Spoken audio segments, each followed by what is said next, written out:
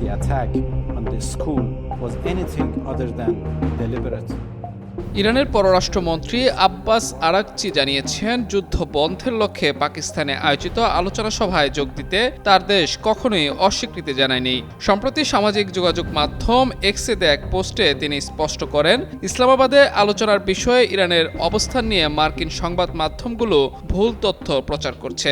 Araghchi জোর দিয়ে বলেন, ইরান পাকিস্তান সরকারের এই প্রচেষ্টার জন্য গভীরভাবে কৃতজ্ঞ এবং ইসলামাবাদ সফরে তাদের কোনো আপত্তি নেই। বিবৃতিতে পররাষ্ট্রমন্ত্রী আরও উল্লেখ করেন, ইরান কেবল আলোচনার জন্য আলোচনা করতে আগ্রহী নয়, বরং তাদের উপর চাপিয়ে দেয়া এই অবৈধ যুদ্ধ বন্ধের জন্য তেহরান একটি চূড়ান্ত এবং স্থায়ী সমাধানের পথ খুঁজছে।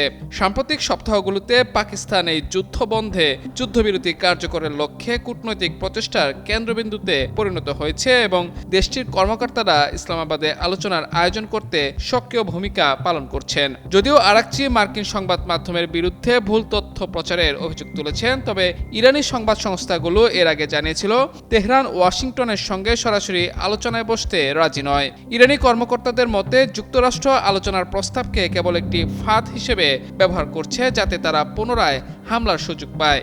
এই জটিল পরিস্থিতির মধ্যে আরাকচি পাকিস্তানের মধ্যস্থতাকে ইতিবাচক হিসেবে তুলে ধরেছেন।